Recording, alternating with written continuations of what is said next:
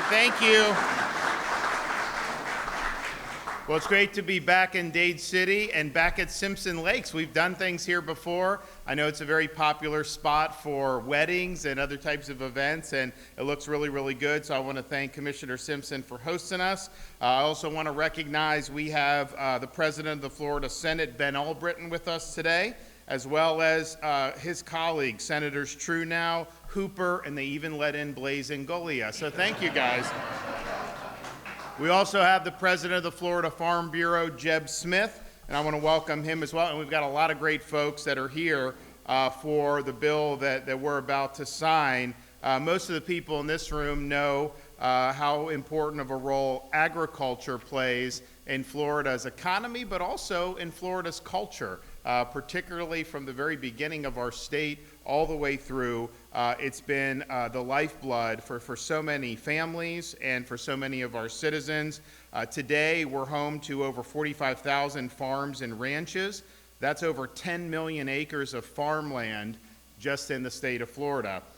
We have a lot of really, really significant things that are produced here. I know, as many of you know, we count for over half of fresh tomatoes, nearly 40% of all bell pepper, 42% of grapefruit, and of course 1/3 of all oranges. I know there's been an issue. We've worked together on that for many, many years. But our floriculture sales account for 18% of the U.S. value, and that's over $1.16 billion for natural agriculture production. We have 140,000 jobs, and the total agriculture production for everything is over $11 billion. Just here in the state of Florida. So that's a big deal. There's a lot that goes into that. We've been very helpful since my time as governor. I know when the commissioner was in the Senate, we were able to do the Right to Farm bill to update that, to make sure that folks were able to earn a living and to pursue their dreams without excessive government interference. We also have done a lot to preserve farmland. We did the Rural and Family Lands Protection Program. That provided hundreds of millions of dollars for Florida's farming, forestry, and ranch land to be preserved. You know, we've done a lot apart from that too. The Florida Wildlife Corridor. We've done a lot on Everglades.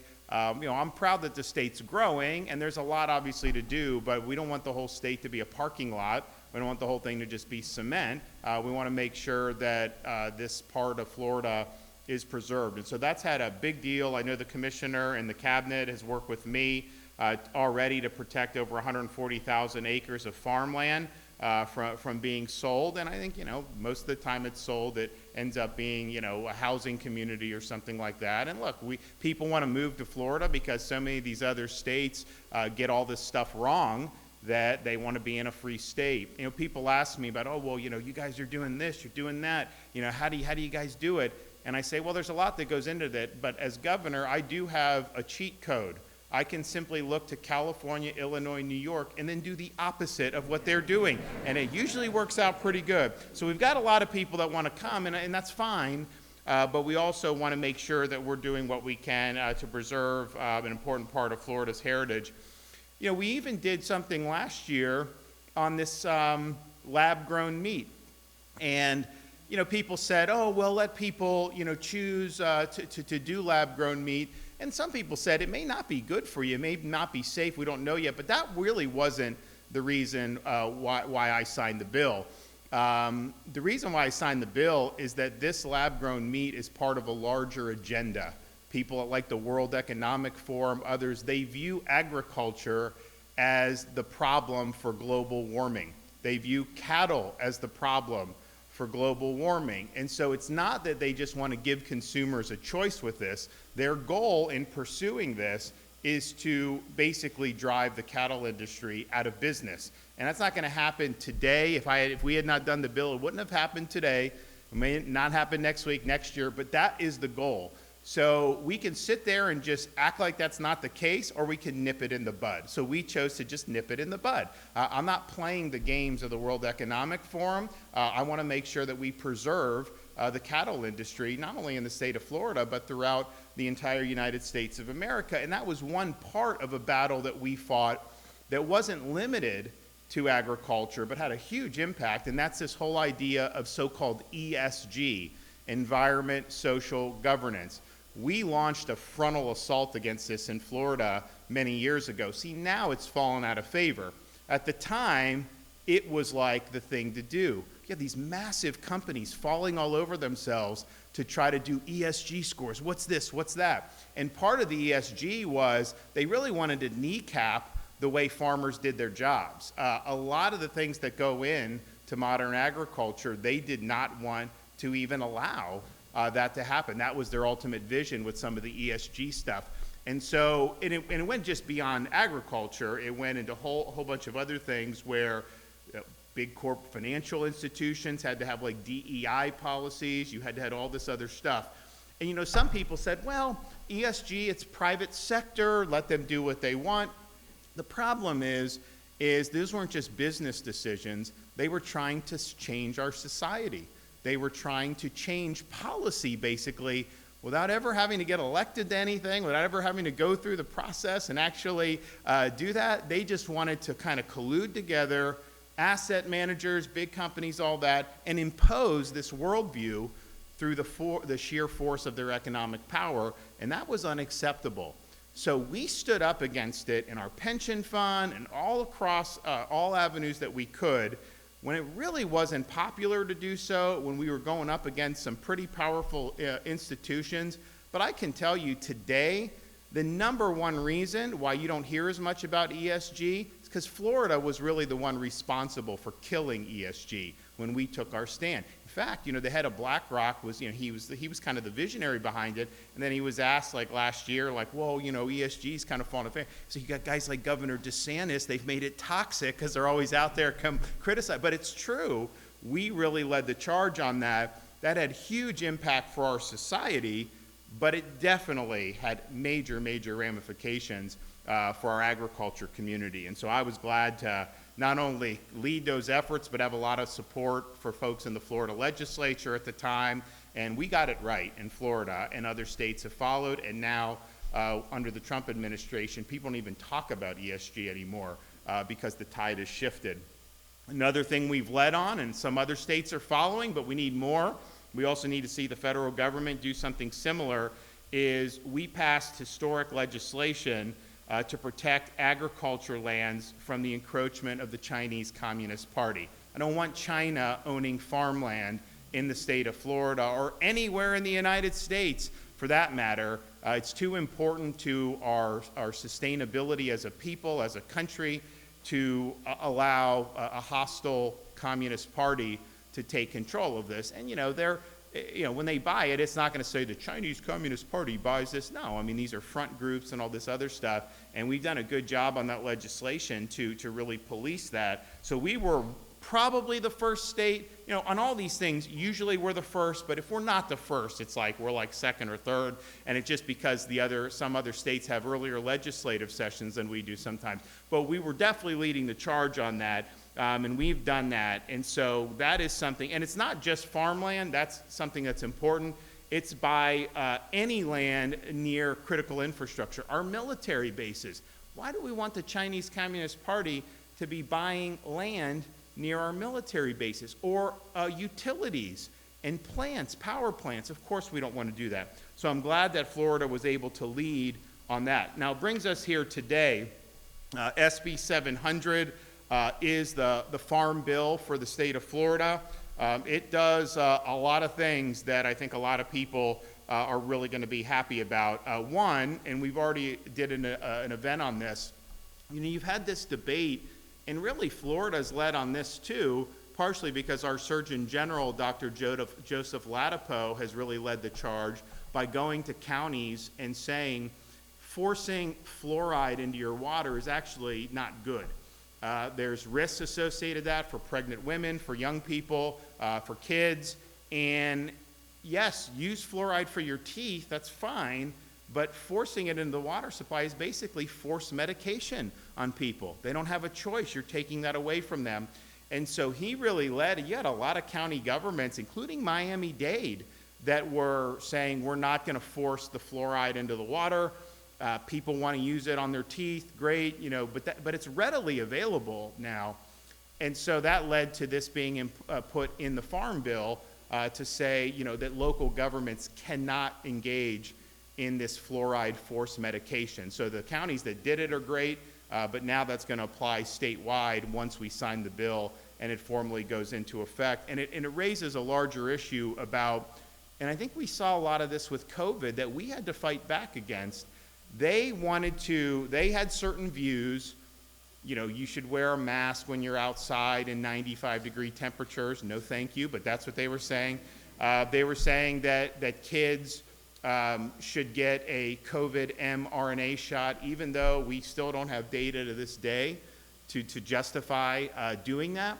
And so they tried to push a lot of policies on people. And I think what it is I think some of these people, they think that they know better for you than you do for yourself. They think because they have medical training or they have this, that they should just be able to decree how we live our lives. And that proved disastrous during COVID. I mean, a lot of the things they were advocating not only didn't work, they caused a lot of harm. I mean, just think, when we made sure that the schools were open, I got sued by the teachers union saying close the schools. We had all these people, Fauci was saying this is irresponsible and all this stuff.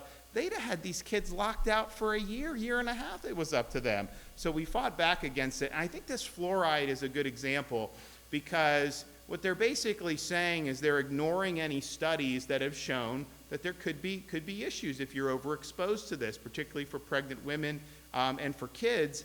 But they say, well, it's good for your teeth, so we should just force it. And you shouldn't have a choice in that.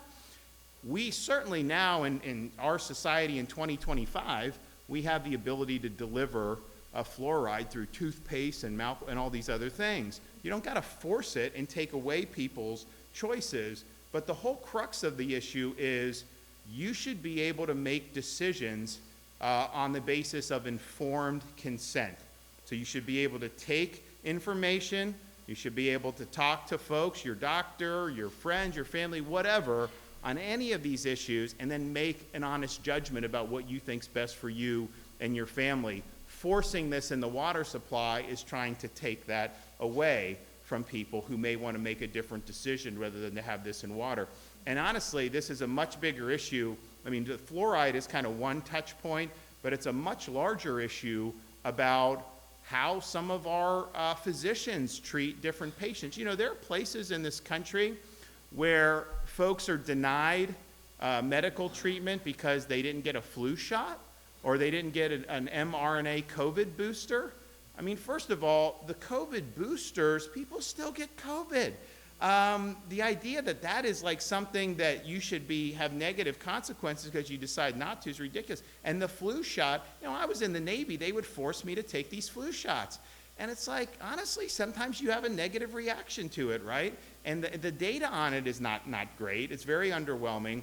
And so to say that someone that may need medical attention, that you're not going to treat them because they haven't done this, that is not what informed consent is. That is saying if you don't do what they're telling you to do, you're going to have really serious negative consequences. Well, it's not a free choice at that point. And you even have some pediatricians, they will not take children as patients unless the children get all of these, like the COVID jab. And first of all, CDC put that on the immunization schedule, and we were opposed to it from day one because there wasn't data to support it. We were the first state in the country to recommend against mRNA shots for kids. And people would say, we think it may be harmful for kids. We didn't even need to go into that debate because there was never data showing a benefit to kids. And so if there's no benefit shown through a clinical trial, then how are you even doing this? But that's what it's coming to in this country, where you're penalized for making a choice based on the available information. And I don't think that that's right. I know we extended some of our medical freedom protections this year with some of the legislation that was passed.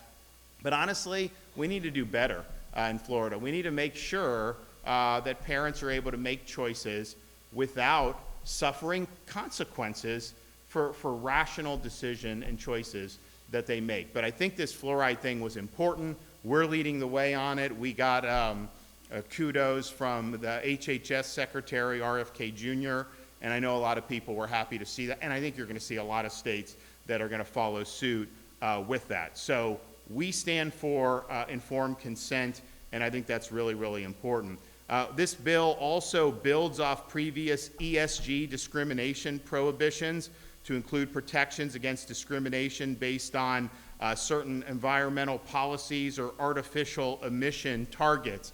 You know, some of this stuff, and obviously it's on the decline with the Trump administration replacing the Biden administration, but it got to the point, you know, we rejected a lot of the Biden highway money, hundreds of millions of dollars, because in order to use it, I had to jump through these DEI hoops and these ESG hoops. They wanted us at the state of Florida to monitor your tailpipe emissions from your vehicles. I ain't doing that. I'm sorry. And so we sent it back to Elon Musk. And Elon is happy to take it. Biden's people, they didn't know how to take it back because no one had ever given up money back. But I think it's really important that we strengthen those ESG protections, and this does do that. And also, for the first time, this bill provides the state with the ability to return solar fields back into agricultural production, which, you know, this solar, look, first of all, I'm not opposed to solar, right? But, like, we shouldn't be doing Green New Deal policies where you're trying to put a thumb on the scale. Environmentally, people act like because there's no carbon emission from a solar panel, there's a lot that goes into producing those panels that they don't want to tell you about. But then what happens? It takes up massive pieces of property. It's not nice to look at, but then it really degrades the property. There's a lot of waste that's created. So I think transitioning some of this stuff back into production, I think that's going to be really, really positive for the state of Florida. And I can tell you, we did an energy bill 2 years ago or I think it was last year, where we basically said in Florida, our energy policy is not to stop global warming, because we can't, I mean, that's ideology. Our policy is about affordability and reliability. And that's important for consumers to have the most affordable options. And if you look, our utility rates in Florida are half of what they are in California. Now, I would like to pay, I think everyone would like to pay less always, but the reality is the states that have done the Green New Deal policies, the costs have gone up. But reliability, you guys have been through, we had Helene, we had Milton, those further south, we had Ian in 2022. We've had 6 major hurricanes in 7 years in this state. And, you know, we had 10 years where we didn't have any hurricanes, right? And historically, that's the way it goes. You tend to get some, and hopefully we're beyond that, and hopefully we've got a little runway here. But the reality is one of the best things that you can do, apart from the emergency response if anyone's life or safety is in jeopardy, which we do very well at the local level and at the state level working together and have saved a lot of lives. But the best thing you can do is to make sure that the lights are on for everybody.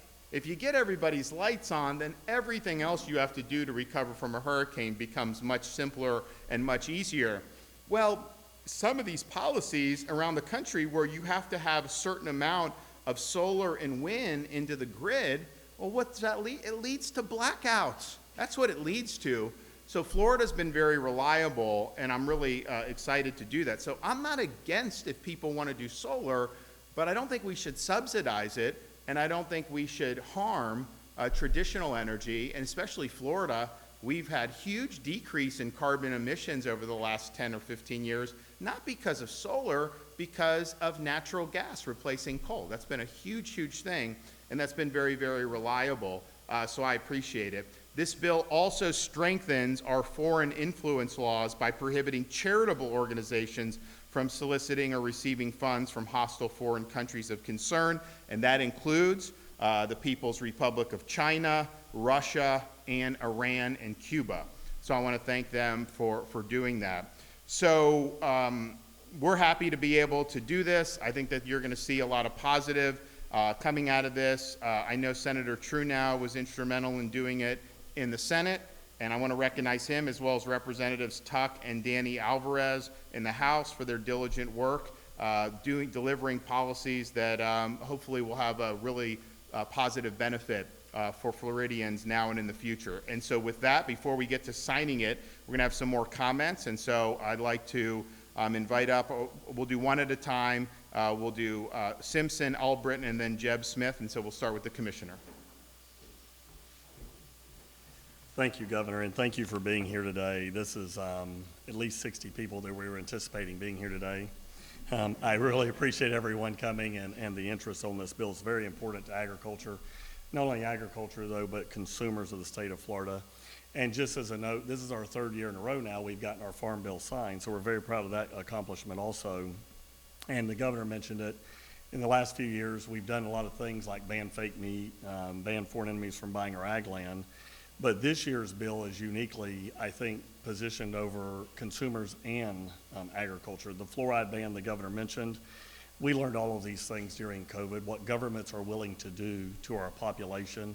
And I've said this several times, I've kind of regretted it. I was like, well, what's next? They're going to put Ozempic in our water, right? Because they know better than us. We should all lose a bunch of weight. And so anyways, we've banned that this year in the Farm Bill. We're very proud of that. All medications, water should hydrate, not medicate. We've been very clear on that. The ESG lending practices, the governor was one of the first to fight against that in this state. In the legislature, when I served in there, we did many bills fighting these efforts. But we've discovered that in agriculture, they're still in our lending standards. So this year, we are banning it from agriculture. We do not want to buy into the 2035 rules, the 2050 rules, because what their goal is really just to put us out of business. And so no small farmer could comply with these types of discrimination. So in this bill, it offers a lot of opportunities for us to not only sue but fine these organizations if they choose to use ESG lending practices. We also deal with drones in this bill. That's another one. After this bill is signed today, people will not be able to fly over your agricultural property and harass your livestock, your animals, your people without written consent of the farmer. Now, if you give them consent, they can certainly do that. Sportsmen, hunters, shooting ranges and things, they will not be able to harass those organizations without potentially spending some time in jail, which is something we have not had in the past. Protects food labeling, right? We have soy milk and almond milk and all of these things and things that they call meat that have nothing to do with milk or meat. If it's not grown on a hoof, you're not going to be able to call it meat. And if it's not out of an udder, you're not going to be able to call it milk. So we're very proud of that in this farm bill. Now, we've banded together. There are going to be multiple states around the country that are going to have to sign this, the Southeastern, to make this official, because we don't want people to have mislabeled food products, and we're not. This bill identifies that. We also protect our Second Amendment rights. A lot of people still get the concealed carry license, even though you're not required to in the free state of Florida. You don't have to get it, but if you do get it, before we had several loopholes that this bill is consolidating, which will make it much quicker for people to receive those permits. And the last thing I really wanted to mention about this, and I'm very proud of this, with our FFA and 4-H students. So when you think about what we've done in the last 3 years for those kids, 3 years ago we did a grant program in the legislature that said, if you're going to participate in the FFA, we will grant the dollars for parents, because a lot of parents wanted to participate, couldn't afford it. We went from 30,000 kids 3 years ago to over 60,000 kids today that are participating in FFA. We're very proud of that. And then we come to step 2 of that, is that then the school systems would not allow them to have an excused absence to participate in FFA and 4-H events. So last year, we said, you know what, we're not going to do that any longer. It is an excused absence, mandatory excused absence to participate in 4-H and FFA events. So checkbox number 2. And then this year, it's about zoning. Well, we would love to participate in FFA and 4-H, but our zoning won't allow us to build those type of facilities at our schools. This farm bill says that on an educational facility, you can build that infrastructure to help support agriculture. So we believe when this bill is signed that this is going to really unleash the full efforts of parents and children that want to participate in agriculture, FFA and 4-H. I was talking to the Federation of Fairs this morning. I said, get ready. In 2 or 3 years, when these barns go into these cities and communities where they currently can't have them, you're going to have a lot more FFA kids show up at your schools, a lot more 4-H kids show up at the schools. So we're very proud of what you're doing here today, Governor. You've been a champion on these issues. our Senate President's here today. I know he's speaking next. We're very proud of the legislature. I was in the legislature. It was different then. We were saying yes or no to things. Today we're now begging. But the legislature has been very good to the Department of Agriculture and Consumer Services. Very proud to have the President here today.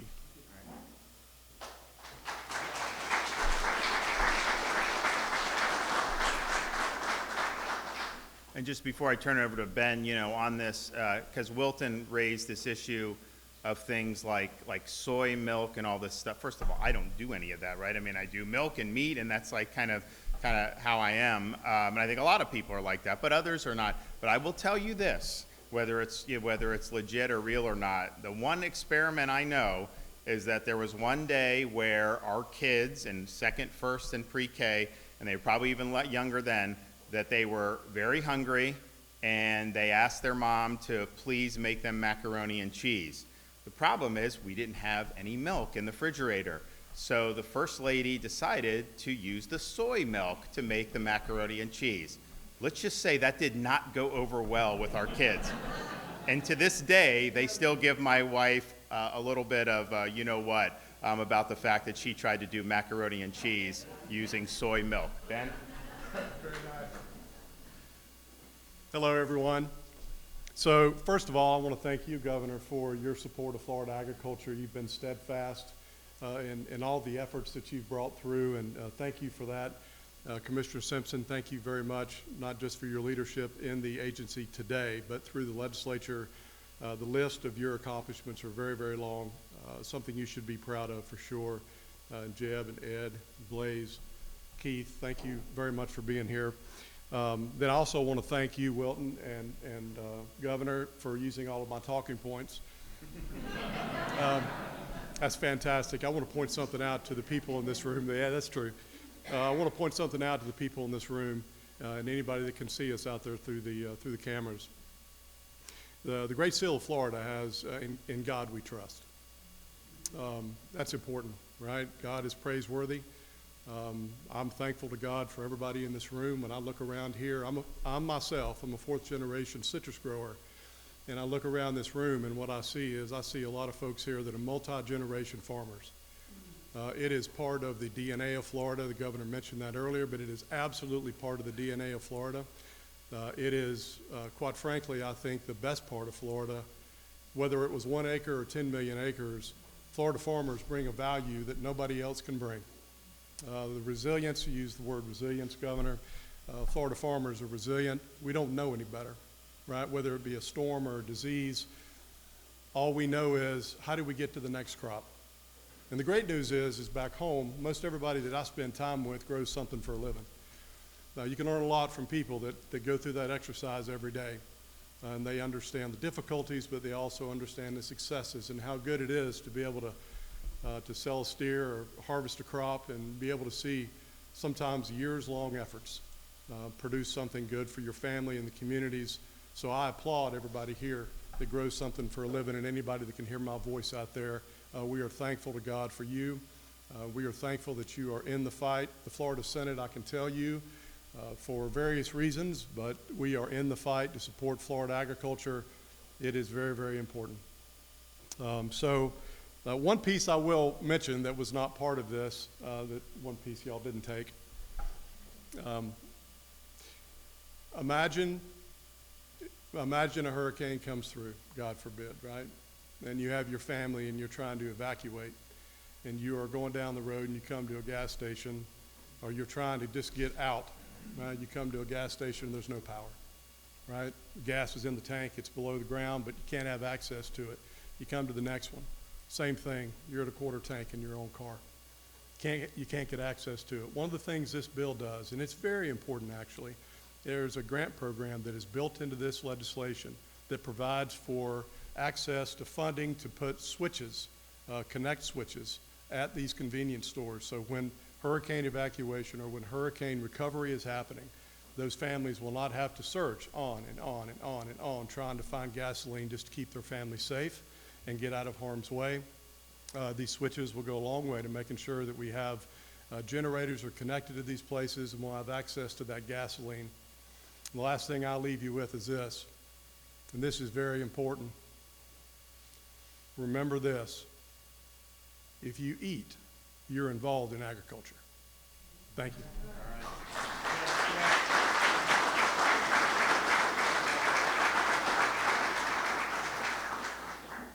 Well, I tell you what, it blesses my heart to see such a large group of folks, and Governor, from all over this state, from ranging in ages and commodities. Thank you all for being here and showing the importance of what this is to Florida agriculture. Give yourselves a round of applause on that.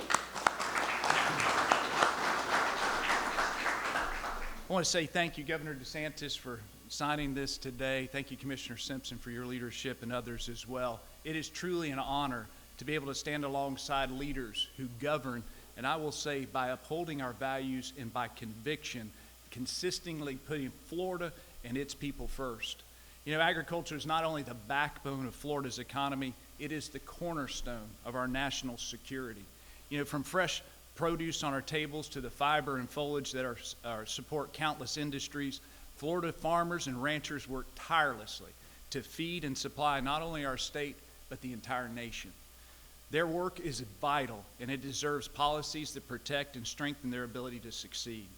The Florida Farm Bill is a critical step in that direction by addressing essential needs, such as, and one thing that wasn't mentioned, our workforce housing for legally verified agricultural workers.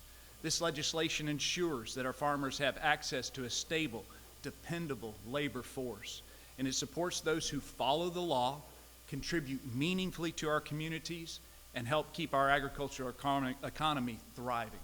You know, we commend Commissioner Simpson, Senate President Ben Albritton, House Speaker Danny Perez, Senator Keith Truenow, and Representatives Kaylee Tuck and Danny Alvarez for their leadership and commitment to this issue. Their work on the Florida Farm Bill directly supports agricultural production in Florida and Governor DeSantis' broader efforts to combat illegal immigration while also assuring adequate employment by providing the workforce required for our state's agricultural industry. By prioritizing legal workforce solutions, this bill reinforces the governor's mission to protect Florida communities, uphold our legal standards, and put Floridians first. This bill is the result of exceptional, great leadership in Florida, targeting practical and deeply supportive of both our economy as well as security interests. We are proud as Florida agriculturalists to stand behind the Florida Farm Bill, Governor DeSantis, Commissioner Simpson, and the legislative leaders who have made this a priority. Thank you all for all that you've done. Okay. All right.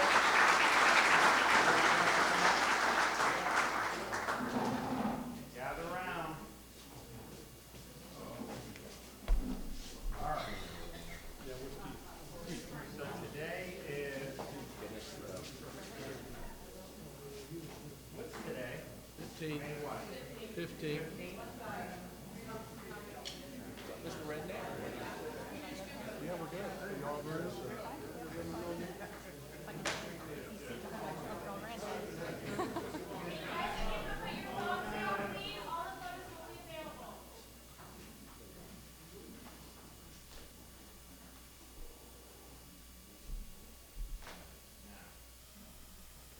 So I've got young kids. Who wants a pen? How young? You may be young enough for that. You're mature enough. You can handle permanent. Anyone else? Any kids out there in the audience? Do we have any more? Anyone want to bring something home for their kids? Okay, there you go. Come on, right here. Well, these are the normal ones, so you guys want anybody?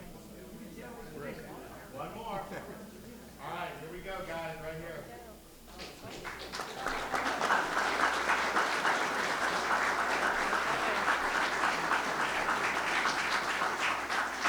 Okay, big deal. Thanks, guys. Good work. Good job. You can take a seat so the governor can come back up to the podium.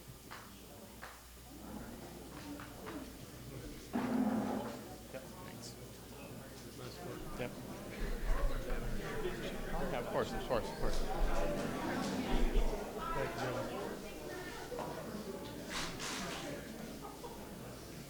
All right, well, good work. I'm glad you got such a great turnout. I want to thank everybody who does a lot of important work for our state. It's an important industry, important for the culture, and I know a lot of folks, it's funny, there's a lot of people in this country that think of Florida and they think of Disney World or Miami Beach and like that's it. And they don't even realize, that we have major cattle industry. I guess people know citrus, but some of the other stuff people don't know. So it's a great story to tell and a big part of the state's culture. Okay, do we have any questions? Unity between you two as you have criticized the House and negotiations continue? I think it's more just the fact that there's things that are important here. I mean, I've been very passionate about the fluoride issue. I think it's important to not have forced medication. We have worked well together. I think he's somebody that is trying to do the best he can to represent his constituents, to obviously manage his caucus, and then ultimately to do what's best for Florida. And I think that's the way, it should be done. And quite frankly, that's been the way that that has traditionally been done in Florida over these years I've been here, for sure. Look, I'm very frank when I see things in the other chamber that I don't think are consistent with what the voters sent them there to do. But ultimately, this stuff all works itself out. And Governor, do you plan to sign House Bill 6017, the one involving medical malpractice allowing relatives to sue if there's a death? No, because it would cause malpractice insurance premiums to skyrocket. The folks that we talked to universally said that. And the thing is, you can sue, right? That's a misnomer. You can sue for economic damages. What they want to do is to sue for non-economic damages. What that is going to do is that's going to lead to a flood of lawsuits against practitioners and against hospitals. Malpractice premiums are going to go up. It's going to be harder to recruit physicians into Florida, and ultimately healthcare costs will go up. What I suggested that was done, and I know there was some support of it in the Senate, is that if you had caps on the amount of damages people could seek, that would disincentivize a lot of jackpot justice. And so if you had situations, you already can do economic damages, then you would be able to do non-economic, but you would not be able to kind of hit the lottery. You would be able to potentially get within the realm. And so that, I think, is what's missing. And, we've spoken with a lot of folks in the healthcare, hospitals, physicians. It was pretty overwhelming in terms of the concern, that they had on it. If there were caps on that, then it would probably be something that people would be able to live with. But when Governor Charles signed the reforms back in the early 90s, because this undoes what Governor Charles signed back in the early 90s, we had massive malpractice insurance crisis in Florida, and we still have very high premiums for malpractice insurance. Part of it is, we've had a lot of litigation over the years. We did have caps that were put in that the old liberal Supreme Court said were not constitutional. I don't think that was the right decision, and I don't think this current court, would reach the same conclusion. But that was done because they were dealing with a crisis. And I understand, obviously, and as somebody who respects physicians, I also lived through COVID, and I understand that they get things wrong. So I'm not opposed to holding them accountable for medical malpractice. To the contrary, I think you need to do that. And I know there have been people that have been victimized, have family members, and it's a really, really sad thing. But I also know you have to look at the global view. What is it going to do for the overall access to care, prices, the willingness of physicians to come here? And that was very clear to me in speaking with folks. Yes? Do you have a message for the family of Glenn Rogers, who's being executed tonight? Do I have a message for the victims' families? Yeah. Well, the victims, part of the frustration of this, I support capital punishment because I think there are some crimes that are just so horrific, the only appropriate punishment is the death penalty. And I know there's some people that disagree with that, and that's fine, but that's my judgment. The problem, though, is that, these folks go through, and it takes forever to be able to do this. And I want to have process, and the courts don't always get it right, and if someone is wrongfully convicted, you want there to be a backstop for sure. But man, the fact that it takes so long, so I think in most of the families that I've spoken to who've lost loved ones at the hands of really brutal killers, there's just always that frustration with waiting. And it's like you never get closure. And so this can't bring their loved ones back but I think what it can do is at least provide some closure that this whole legal enterprise has come to a conclusion. They don't have to worry about something happening down the line. But it's, when you see these things across your desk, these are brutal, brutal crimes. And I'm not suggesting that, you know, some of the crimes that don't merit the death penalty aren't brutal too, because there's a lot of stuff. But this stuff is just overwhelmingly sadistic. It shocks your conscience. And that's just not the way that a civilized society can function. So part of it is an appropriate punishment. Part of it is it expresses the outrage of the community, because if you do something less than that, then potentially you're sending a signal that, yeah, it's bad, but not as bad as it could have been. No, these are the worst of the worst, and we're very united in doing that. So we have a lot of sympathy for the families that have had to gone through these ordeals. It's not easy to lose a loved one. I mean, some of these folks, you know, had brothers, sisters, children, nieces, nephews. I mean, it's really, really bad stuff. So we're working through these cases. We take everything very seriously. It's an obligation I have as governor to oversee it.